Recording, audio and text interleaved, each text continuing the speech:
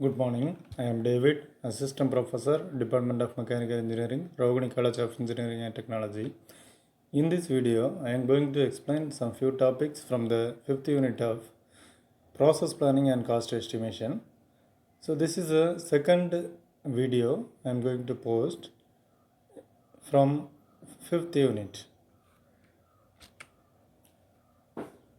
First we can see the estimation of machining time.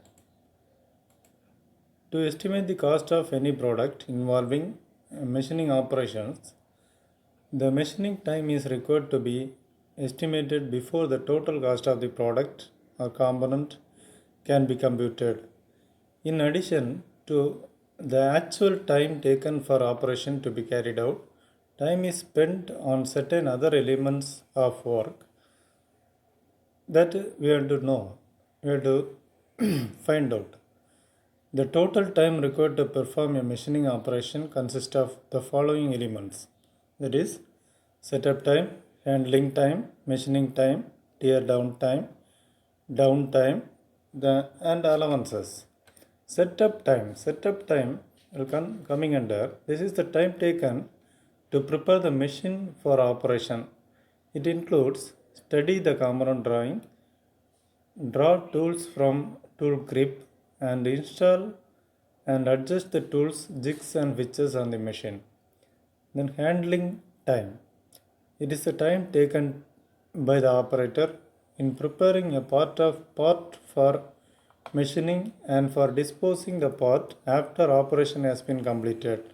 The handling time includes the time for loading and unloading the component on the machine, making measurements on parts during machining, etc.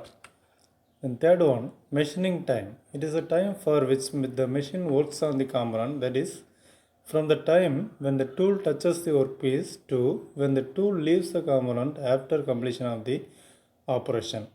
It is machining time. Then unit operation time. The summation of handling time and machining time for a job is called operation time. It is the duration of time that elapses between output of two consecutive units of production. Then tear down time. It is the time taken to remove tools, jigs and witches from the machine and clean the machine and tools after operation has been done on the last component of the batch. Then downtime. It is a time wasted by the operator due to breakdowns, non-availability or delay in supply of tools and materials, etc. Then allowances. In addition to the elements of the time described above, the total time to perform an operation include a number of allowances like time for personal needs of the operator, time for checking, time for tool sharpening, etc. The various allowances are follows. First one, personal allowance. This is the time taken by the operator in attending to his personal needs and includes the time spent in going to toilet, cafeteria. It is usually taken as 5% of total time. Then fatigue, the long working hours and working conditions such as poor lighting, poor ventilation, etc. cause fatigue and affects the efficiency of the worker. That is, fatigue decreases the worker's capacity to work. The allowance for fatigue is taken depending upon the type of work. Now, from this unit, we can see a problem.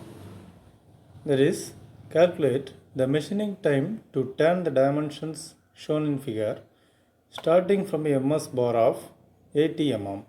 The cutting speed with high speed steel tool 60 meters per minute and feed is 0.7 mm per revolution. Depth of cut is 2.5 mm per pass. So this is the diagram. We have to make this, we have to manufacture the component, this component.